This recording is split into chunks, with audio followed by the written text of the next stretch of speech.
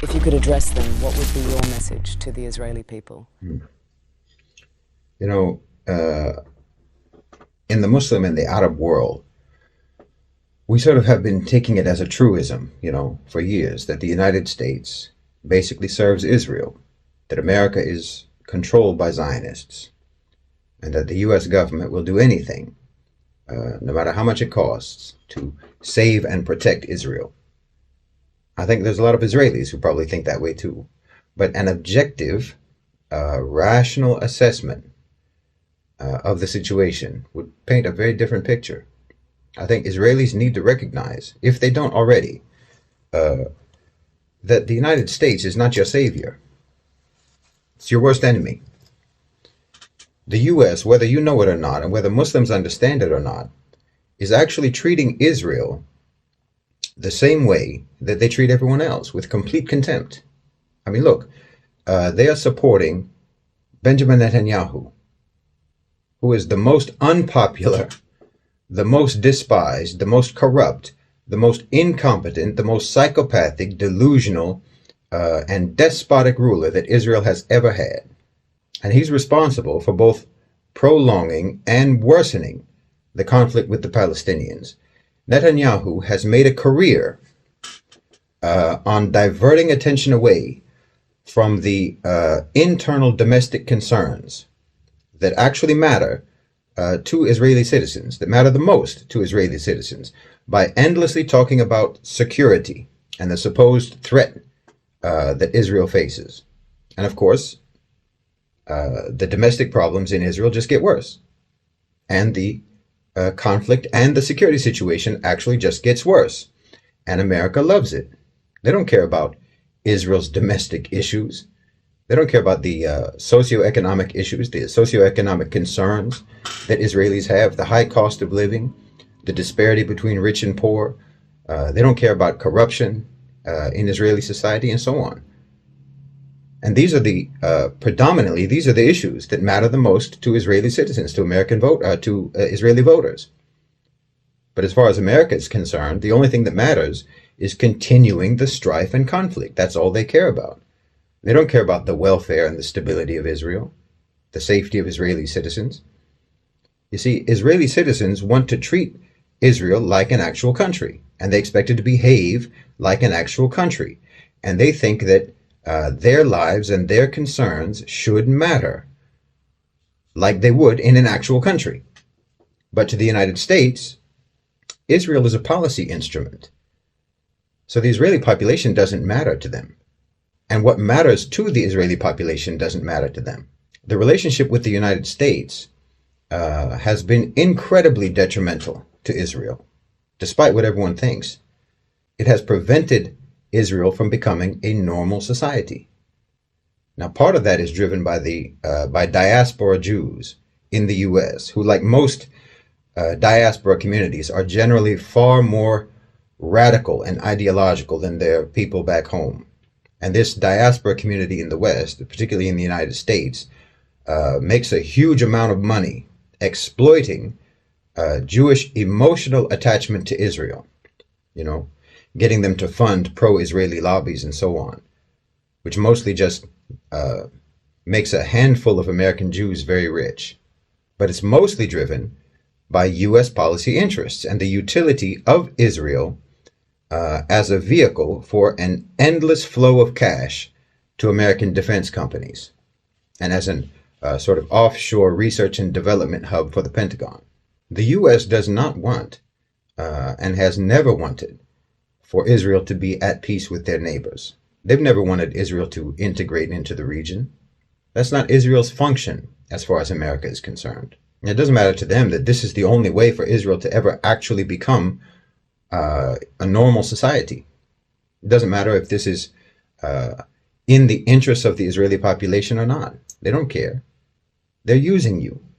They're using you, the Israelis. They're exploiting you. The Americans, the West, are using you. And it's absolutely against the interests of your people. Obviously, the only way for Israel to ever progress as a society is to dislodge themselves from the United States, from the West, and to integrate properly into the region. Until they do that, none of their domestic issues will ever be resolved. They'll never even be addressed. Until they do that, they will never be allowed to do anything but be a policy tool of the U.S. and lose both their lives and their souls in the process. I mean, they're making you do things that are against your beliefs as Jews. They're making you do things that are against your own humanity. They're pushing you to do things that make the world see you as monsters. And more specifically, you're being seen as monsters by the people who are in that part of the world where you are. Properly, Israel should be a global South country. It should be a Middle Eastern country, and it should share the values and the priorities of the global South and the Middle East. But because it was a Western colonialist project from the beginning, and because it continues to operate exclusively as a colonialist project, it is seen as, it is perceived as, and it sees itself as a Western nation. And you're never going to be able to be a normal country going forward like that. The only real way forward is a one-state solution. Incorporate all of the occupied territories and all of the inhabitants of those territories into one country with equal citizenship rights. Yes, that will mean that Israel will have a Palestinian majority and it will no longer be a so-called Jewish state, but it can become a normal, healthy society. I mean, if Zionism means upholding the right of Jews to live in Palestine, well, no one ever said they didn't have that right. No one ever had a problem with that, certainly not the Muslims. But if Zionism means ethnic Jewish supremacy, well, I mean, what civilized person would endorse something like that in the 21st century? There were always Jews in Palestine during the Muslim Empire. And there were Jews in Palestine when the Zionists came, and the Zionists fought against them. But if you want your country to ever be normal, then you're going to have to go back in history and learn from the history of those Palestinian Jews who knew how to get along with their neighbors and who lived peacefully with the Arabs, who lived peacefully with the Palestinians. The Jews who rightly saw the Zionists as colonizers and as people who disrupted their society, because those same Zionists and that same ideology is disrupting your society today. The Israelis can't possibly like being the way their country is now. There's no way they like that. They're human beings. They hate Netanyahu, and most of them blame the government for what's going on right now, and rightly so. But look how opposed that is to the American narrative. You know, look at how at odds the American narrative is from the way Israelis themselves feel, the Western narrative. You need to stop letting America talk for you. They're destroying you. The perspective of the average Israeli is diametrically the opposite of what the Americans are saying. I mean, look at those kids at the rave when the Hamas attack happened.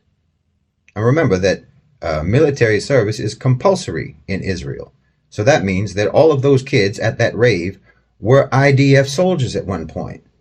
And all those kids have military training, but those aren't soldiers. I mean, even the active soldiers of the IDF aren't soldiers. The IDF of 2023 is not the IDF of 1956 or 1967 or even of the 1980s. These people don't want to be warriors. They just want to live their lives. But America won't let them. I mean, look at the Israelis on TikTok or Instagram. What do you think they would rather be doing with their lives? Do you think they have it in them to, that they're so committed to Zionism that they want to dedicate their lives to harsh, stoic drills and training all day, self-sacrifice, discipline, and so on, in order to make Israel a warrior nation? Well, they'd rather be in Dubai. You know it and I know it. If they had a choice between the path that Netanyahu and the United States wants for them, which is the path of endless strife and conflict and bloodshed, if they had a choice between that or following the path of a one-state solution that would flood that country with Gulf investment, Gulf money, and would allow them to just basically lay on the beach all day smoking hashish, what do you think they would prefer?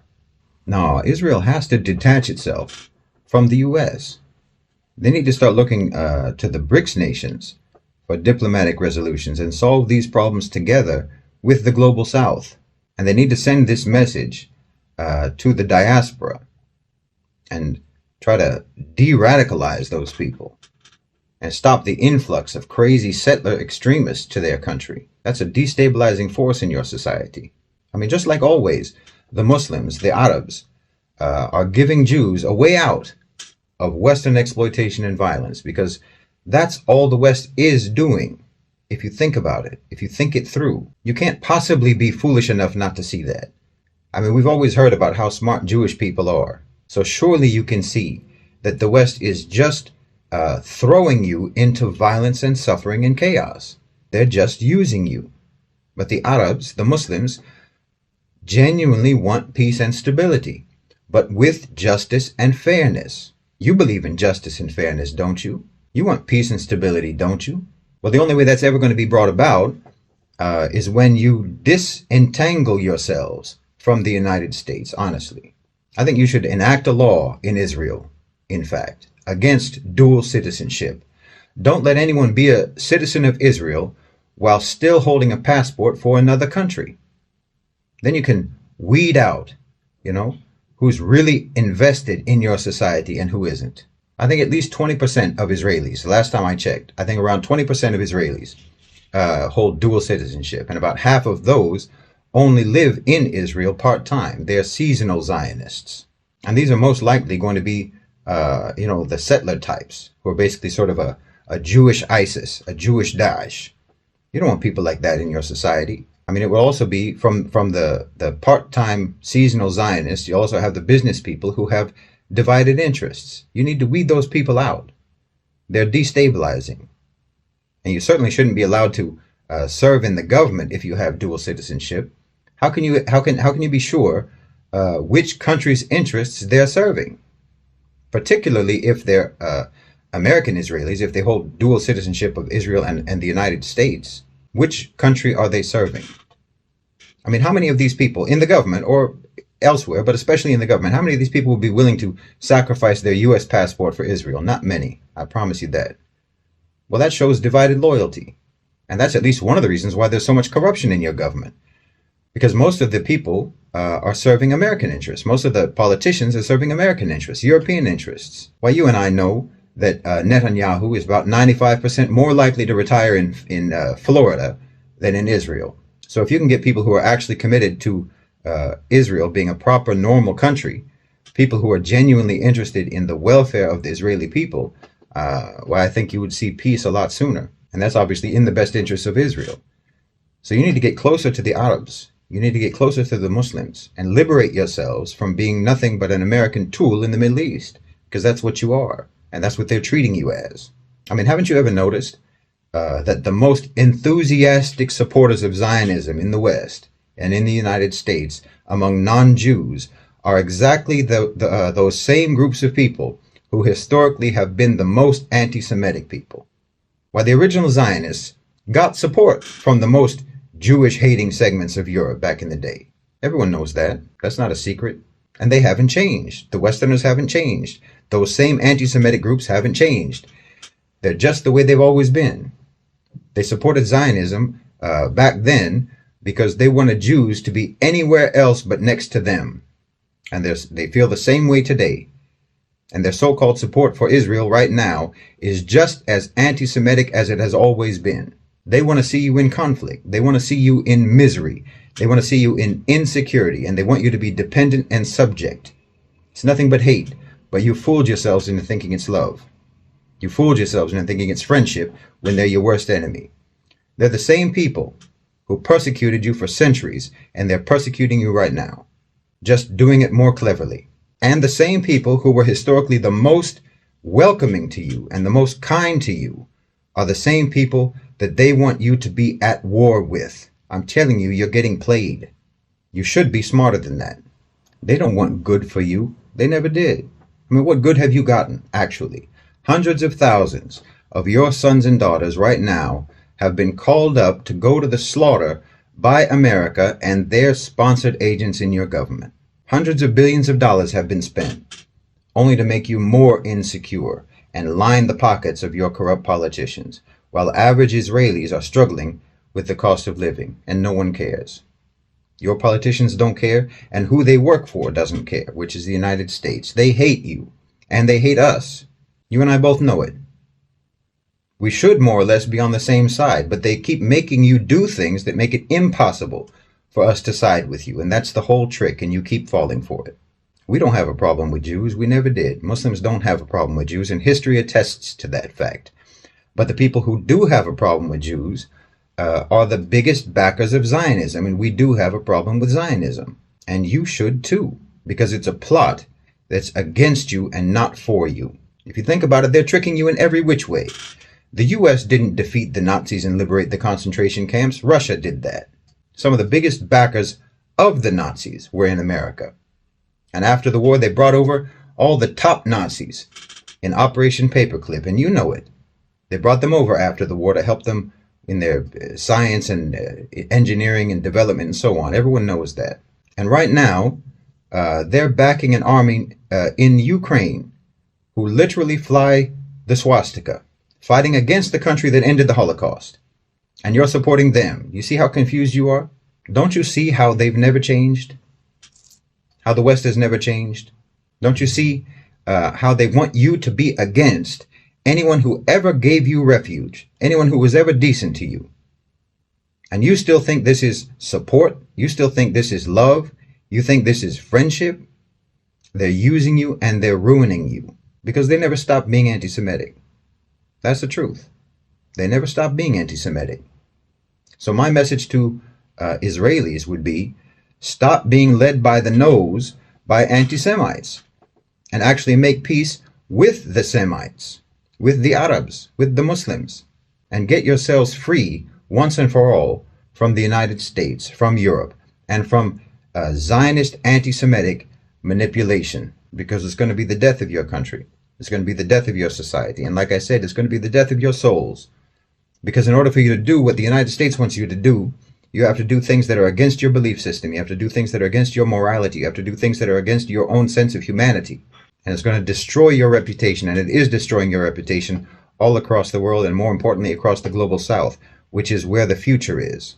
So you need to stop being manipulated by the West. You need to stop being manipulated by the United States and stop being manipulated by the people who are taking money from the United States and lining their pockets with it. They're sacrificing your children, they're sacrificing your sons and daughters, they're sacrificing your quality of life, and they're sacrificing your future just to line their pockets. Everybody knows that Netanyahu is doing nothing now but trying to save his political career, no matter how many lives have to be lost, Palestinian lives or Israeli lives. He doesn't care, and neither does America. So you need to wake up and start using that great brain that we all keep hearing about.